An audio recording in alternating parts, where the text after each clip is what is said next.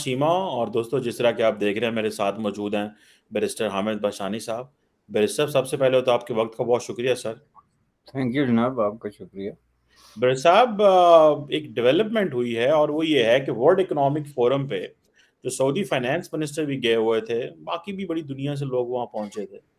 तो Saudi finance minister ने वहाँ पे बेसिकली जो तब्दीलियां सऊदी अरब में आई हैं उसके बारे में बात की, और एक तब्दीली उन्होंने ये की कि वो मुल्क जिनको हम अनकंडीशनल पैसे दे दिया करते थे, ग्रांट्स दे देते थे, तो उन्होंने कहा है कि वो जमाना अब खत्म हो गया, और उन्होंने खास तौर पे पाकिस्तान और इजिप्ट का नाम लिया। और ये कहा कि जिस तरह हम मल्टीलैटरल जो डोनर्स हैं या मल्टीलैटरल इंस्टीट्यूशंस हैं, उनसे प्रॉपरली चीजें समझ रहे हैं और देख रहे हैं कि किस तरह अगर पैसा देना है तो कैसे देना है। आप क्या समझते हैं, ये जो सऊदी अरब ने बात की है और उन्होंने खास तौर पर जिक्र किया कि हम 10 अरब डॉलर पाकिस्तान में इन्वेस्ट करेंगे ताकि वहां पे चीजें डेवलप हों और इस तरह, लेकिन उन्होंने कहा कि ये जो हम पाकिस्तान को फ्री के पैसे देते थे वो अब खत्म हो गया। और दूसरा, साहब, आज वजीर आजम साहब ने एक ऑस्टेरिटी कमेटी बना दी है कि पैसे किस तरह बचाने हैं। How do you see this? क्या हमारे वजीर आजम और कैबिनेट जो है वो वाकई सऊदी फाइनेंस मिनिस्टर को, जो अरब वर्ल्ड से होके आए हैं, इनकी बातों को सीरियस ले गए? देखें जी, इसमें सीरियस तो उनको लेना पड़ेगा, क्योंकि ये उनका मसला है। नहीं सीरियस लेंगे तो नुकसान उठाएंगे। लेकिन जहां तक सऊदी पॉलिसी या उसके फॉरेन मिनिस्टर की स्टेटमेंट का ताल्लुक है, मैं समझता हूँ कि वो ज्यादा अहम है। क्योंकि ट्रेडिशनली सऊदी अरबिया वाहिद कंट्री थी कि जो अपनी मर्जी के मुताबिक अपने तरीके से जो है वो बिलियंस ऑफ डॉलर उठा के किसी को भी दे देते थे, जिसमें कि एक टॉप जो उनकी एलीट है, रूलिंग एलीट, सिर्फ वो शामिल होती थी।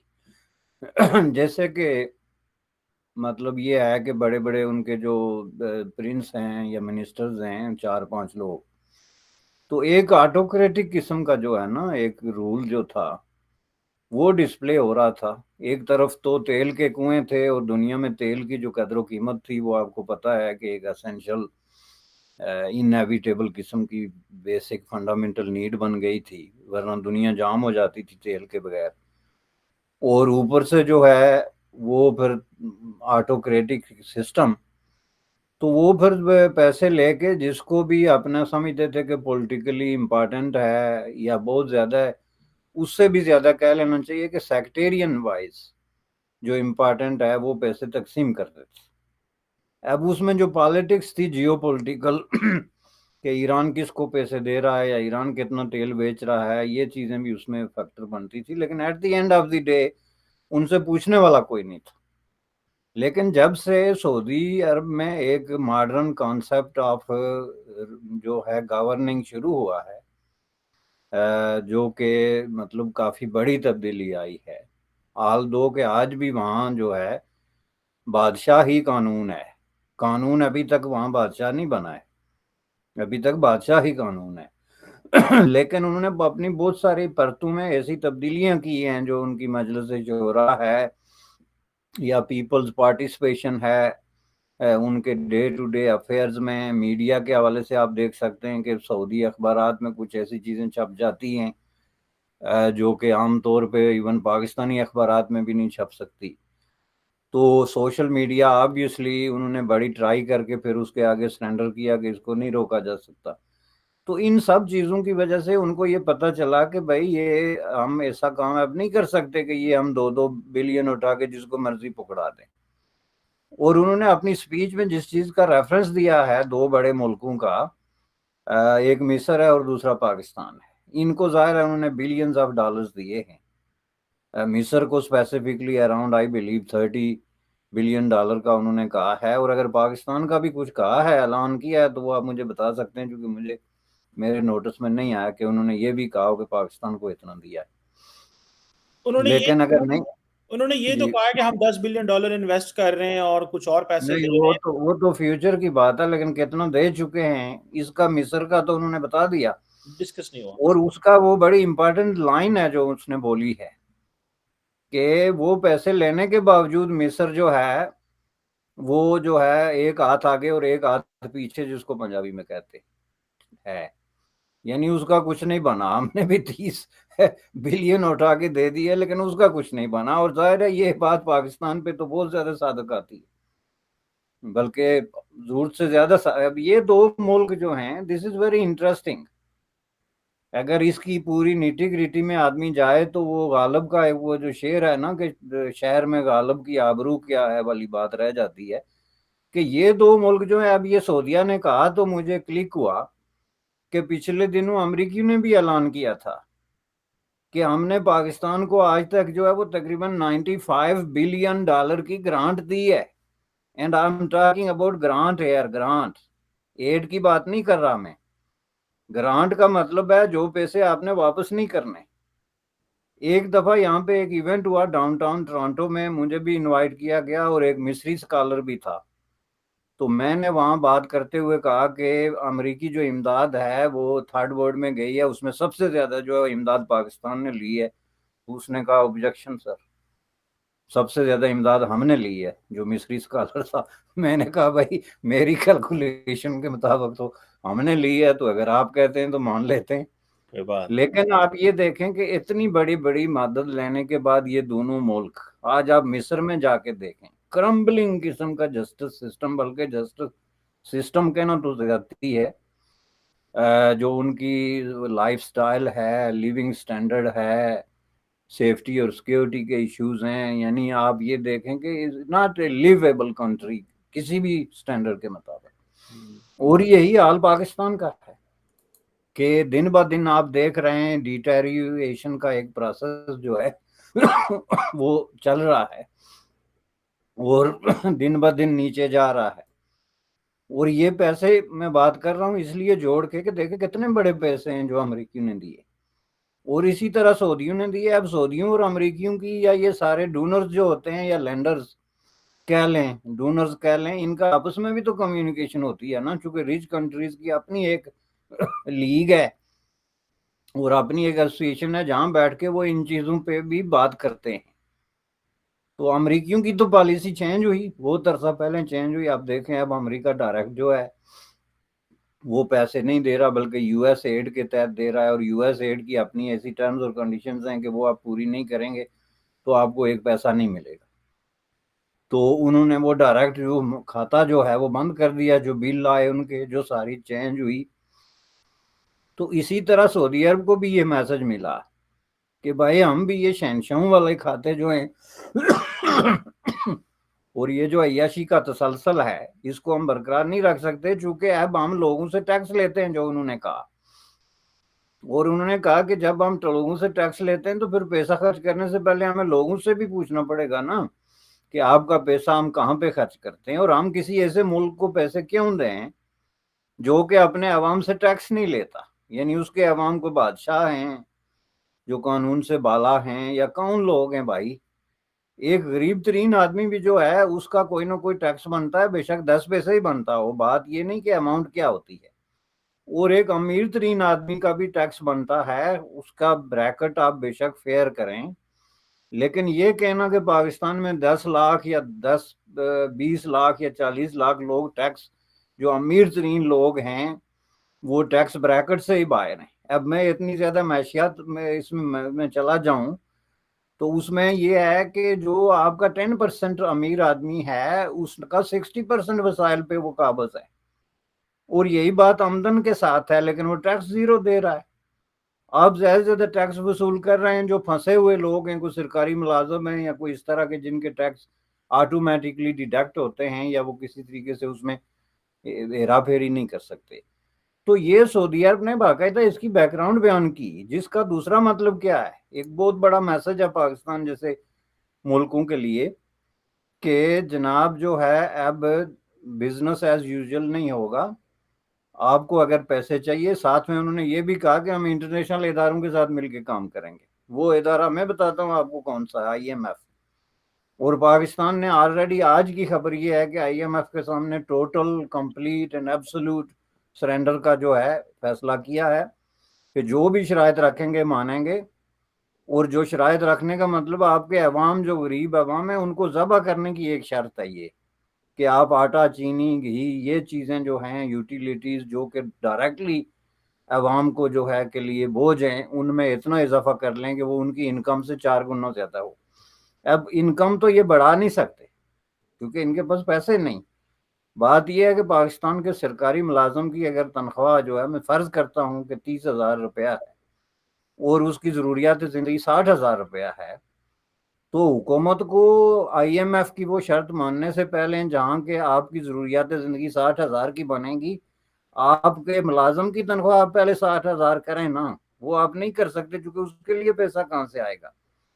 तो ये तो अवाम को जो है वो नेता करके उनके हाथ पांव बांध के तो उनको महंगाई, गुर्बत, तबाही और बर्बादी के आगे फेंकने का एक अमल है जो ये हुकूमत कर रही है। और जो हुकूमत उसको अपोज कर रही है उसका एजेंडा भी यही था जब वो इकदार में थी, और अब भी यही है अगर कल इकदार में आ गई, जिसका मतलब है कि इस पे कंसेंसस ऑफ ओपिनियन है कि हम डिक्लेयर्ड किस्म के कंगाल हैं। हमारे पास जो है वो बैंक्रप्सी और IMF की शराइत मानने के दरमियान कोई ऑप्शन ही नहीं है, विच इज़ नॉट ट्रू। दरमियान में जो है वो सैकड़ों ऑप्शन जो है वो मौजूद हैं, लेकिन उसकी वजह से उनकी अपनी मराहत और अपनी प्रिविलेजेस और अपने फायदे जो हैं वो चूंकि डैमेज होते हैं, इसलिए वो उस पर डिस्कशन करने के लिए तैयार नहीं। तो अब ये जो वो कहते हैं कि हम इंटरनेशनल इदारों के साथ मिलकर आपको कर्ज देंगे, जिसका दूसरा मतलब है कि अगर आप IMF के प्रोग्राम को क्वालिफाई कर देते हैं तो इसका मतलब ये है कि हम भी आपको 2-4 जो है बिलियन दे देंगे। जो 2 बिलियन उन्होंने डिपॉजिट के लिए कहा है और जो 10 बिलियन की जो इन्वेस्टमेंट की, उससे गालिबन मेरी आपसे ही बात हुई थी कि वो तो एक जो है वो दूर की कौड़ी लाने वाली बात है, क्योंकि पाकिस्तान में इन्वेस्टमेंट के लिए हालात ही नहीं है सिरे से। कोई कितना ही मुखलस और हमदर्दी क्यों ना हो, there is no room for investment. उसके लिए जो फेवरेबल एक इन्वायरमेंट होता है वो एग्जिस्ट ही नहीं कर रहा है।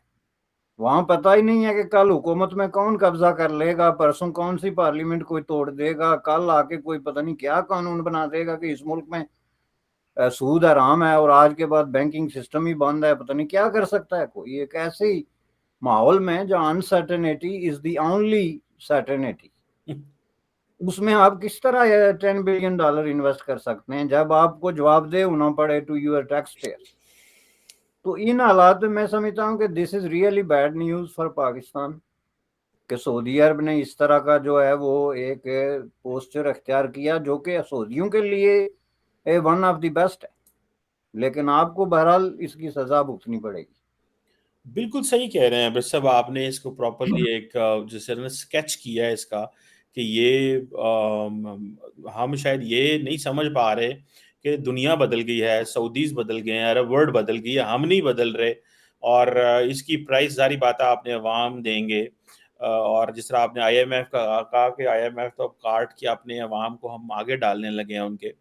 बेशक एक और डेवलपमेंट हुई है और वो ये है कि रशिया के एनर्जी मिनिस्टर, जो पेट्रोलियम मिनिस्टर है, वो पाकिस्तान आए हैं और उन्होंने कहा है जी कि ठीक है हम पाकिस्तान को जो है वो देंगे गैस और ऑयल, ठीक है जी। और लेकिन पाकिस्तान जो है ये जितनी एनर्जी परचेजेस है ये फ्रेंडली कंट्रीज की करेंसी में करेगा।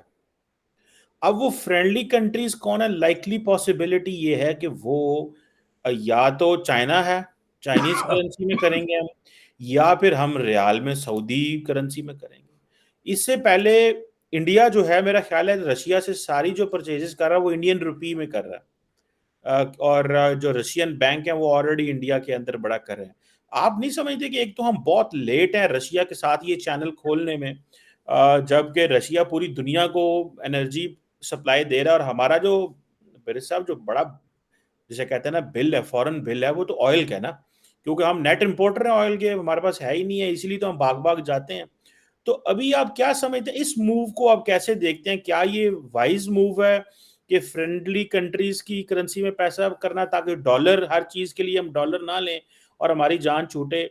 या आप समझते हैं कि अमेरिका का प्रेशर फिर आएगा? क्योंकि आपको याद होगा बिलावल भुट्टो जरदारी जब अमेरिका आए थे तो वो तो मानते ही नहीं थे हम जो है रशिया से कुछ लेने लगे हैं, क्योंकि उन्होंने अपनी उनकी लाइन तो अमेरिका से बड़ी सेट है। उन्होंने क्या मनो ही ना, वो 8-9 दिन के लिए अमेरिका है और वो माने ही नहीं थे। उनको लोग मनाते रहे। वहां से पाकिस्तान से जो एनर्जी के मिनिस्टर है वो कहते नहीं नहीं बिलावल को नहीं पता, बिलावल गए मैनू पता है, मैं ये ऐसा कुछ नहीं होगा। तो आप ये जो जो रशिया वाला फैक्टर है ये आप समझ रहे हैं कि पाकिस्तान अमेरिका का प्रेशर बर्दाश्त कर सकता है? एक दूसरा, ऑयल हम लेंगे फ्रेंडली कंट्रीज की करेंसी में, फ्रेंडली कंट्रीज डिटर्मन नहीं किए गए, लेकिन लाइकली पॉसिबिलिटी या सऊदी है या चाइनीज है, इसके अलावा और कौन हो सकता है, या अमाराती है, वहां भी महर रियाल है। तो ये आप इस मुल्क को, हम इससे कोई बचत हो सकती है हमारी? How do you see this? देखें जी, ये जो ब्लॉक है रशियन चाइनीज, जो जदीद एक वो बन रहा है, इसमें उनकी सबसे बड़ी कोशिश ये है कि डॉलर के प्रेशर से निकला जाए, और उससे निकलने का तरीका यही है कि अपनी करेंसीज में ट्रेड किया जाए। और जाहिर है कि यही वजह है कि रशिया को बहुत सारी मुश्किलात का भी सामना करना पड़ा, लेकिन उसने बड़े बड़े मुल्कों को मजबूर किया, जिसमें जर्मनी और यूरोपियन कंट्रीज के मुल्क शामिल थे, जिनको उसने रूबल में या दूसरी करेंसीज में पे करने पे मजबूर किया। तो ये मजबूरी चूंकि पाकिस्तान की है, और पाकिस्तान को ये मानना पड़ेगा, इसलिए भी मानना पड़ेगा कि पाकिस्तान के पास इतने बाकौल आपके जो आपने अभी कहा है वैसे भी डॉलर भी नहीं है। तो उनको इस तरह का कोई ऑप्शन जो है वो मुमकिन है कि उसमें ना ना करें। लेकिन ये जो प्रेशर की बात आप कर रहे हैं, अमरीकी प्रेशर, देखें इसमें ये बड़ी इंटरेस्टिंग बात है कि कुछ अरसे से पाकिस्तान जो है वो अमेरिका की तरफ झुक रहा है, और बिल्कुल उसी अंदाज में झुक रहा है जिसमें कि ये 50s में और 60s में झुका था। यानी जो जो ये नई न्यू कोल्ड वार जो है ना, ये डेवलप होती जा रही है, तू पाकिस्तान जो है इस मामले में बेसब्री का मुजाहरा कर रहा है। इसकी क्लासिकल एग्जांपल ये बिलावल की है जो आपने अभी दी, कि बिलावल जो है अमेरिकी को पैगाम ये देना चाहता था कि आपके लिए हमारे पास हर चीज जो है पाकिस्तान में वो हंकी डोरी है, हमको ऐसा काम कर ही नहीं सकते जिसकी वजह से आपको कोई तकलीफ हो। तो ये मैसेज जाहिर है बिलावल जो है वजारत खारजा का मैसेज डिलीवर कर रहा था, बिलावल का अपना कोई मैसेज नहीं है, ये मैं आपको बता दूं किसी भी सतह पे इस वक्त। दूसरी तरफ जो है वो ये वजारत खारजा की मर्जी के बगैर नहीं हो सकता कि आप रूस से तेल ले रहे हैं, जिसका मतलब ये है कि पाकिस्तान जो है वो ये कोशिश कर रहा है कि जी हम इतनी एक हिम्मत कर सकते हैं कि अमरीकियों को कहें कि हमने चीन से दूरी इख्तियार कर ली, जिसका सबसे बड़ा विक्टिम जो है वो सी पैक बन गया। अब तो कुछ लोग कहते हैं कि चीन जो है वो सी पैक को बंद करके या पैक करके वापस चला गया है, आप कौन से सी पैक की बात करते हैं? इस तरह की बातें करके तो वो उनको कहेंगे कि चूंकि हम और हमारे अवाम भूखे मर रहे हैं, तो आप कम से कम ये तेल लेने की बात पे चुप रहें। और इस पे अमेरिका चुप रहेगा, ये मैं आपको बता दूं, चूंकि जब वो जर्मनी को नहीं मैनिपुलेट कर सका, जर्मनी जैसे मुल्क को जो नेटो और बहुत सारे मामलात में वेस्टर्न ब्लॉक का बहुत बड़ा हिस्सा है, तो जाहिर है पाकिस्तान जैसे मुल्क को इतना भी खौफ नहीं खाना चाहिए जो ये माजी में खाते रहे कि पता नहीं हमें क्या हो जाएगा और क्या हो जाएगा। कुछ नहीं होता, ये अपने इनके मफादात होते हैं जिनका इनको जो है अंदेशा रहता है कि ऐसा ना हो, ये हो जाए तो हमारे साथ ये हो जाए, हमारे बच्चे वहां पढ़ रहे हैं, हमारी investment United state of America में है, हमारे को जाती मफादात के हवाले से हम किसी लाइन में लगे हुए हैं। तो इस हवाले से मैं समझता हूँ कि ये प्रेशर अगर पाकिस्तान बर्दाश्त कर लेता है तो ये बड़ी इसकी एक हिम्मत की बात होगी, और ये बहुत सारे हवालों से जो इंडियन खारजा पॉलिसी है ना उसको टो करने वाली बात है, क्योंकि इंडिया की शुरू से ये खारजा पॉलिसी रही है। इंडिया की खारजा पॉलिसी का बॉटम लाइन ये रहा है कि फायदा सबसे उठाओ जहां भी हो सकता है, लेकिन जो है वो किसी पे डिपेंड मत करो, और अपने पत्ते घर किसी की टोकरी में मत फेंको। तो उसके लिए जाहिर है इंडिया के पीछे एक हिस्ट्री थी, और दूसरा एक बैकबोन थी जिसको इकोनॉमिक बैकबोन और पॉलिटिकल स्टेबिलिटी और एक पॉपुलेशन और एक उभरती हुई जो है आईटी इंडस्ट्री, उभरती हुई फार्मेसी फार्मासिस्ट जो है, प्रोडक्शन है फार्मास्यूटिकल, और उभरते हुए ये इंडस्ट्रियल बेस, ये सारी चीजें उसको बैक करती थी, जाहिर है। तो उस पर अमेरिका खामोश रहा है। तो पाकिस्तान की वो सिचुएशन नहीं है, लेकिन मैं समझता हूँ कि इस स्पेसिफिक वक्त में अगर ये स्टैंड ले लेते हैं तो तेल पे अमेरिका उनका कोई नोटिस नहीं लेगा। लेकिन सवाल ये पैदा होता है कि जो रूसी तेल है उसमें और दूसरे तेल में कितना एक फर्क है, और वो जितना भी फर्क है और कोई भी करेंसी है, वो करेंसी आएगी कहाँ से, सवाल ये पैदा होता है। क्या वो करेंसी जो है वो आप IMF के कर्जे या सऊदीया के डिपॉजिट्स या चीन से तो अब आप उम्मीद ना रखें ना। वो चीन अगर अब कुछ देगा भी तो जो वो सैलाब के हवाले से उन्होंने ऐलान किया, दैट्स इट। तो अब ये कैसे आगे चलेगा, सवाल ये पैदा होता है। ये मेरे मेन जो है ना वो सवाल है। बिल्कुल सही कहा आपने बैरिस्टर साहब कि ये चीज़ चलेगी कैसे और ये पैसा आएगा कैसे। क्योंकि अगर तो आपके अपना ये जो जैसे फॉर एग्जांपल सऊदीज भी ये कह रहे हैं, चाइनीज कह रहे हैं कि हम अपनी करेंसी में काम करेंगे, डॉलर के ऊपर जो है वो जारी बात है एक सवालिया निशान आएगा, क्योंकि ये डॉलर को नीचे करना चाहते हैं। पाकिस्तान की ट्रेड हब जो गरीब मुल्क हैं वो कहाँ से डॉलर लेके आए, ये बात इसमें भी वजन है बड़ा। जारी बात है हम होस्टेज तो नहीं रह सकते at the end of the day.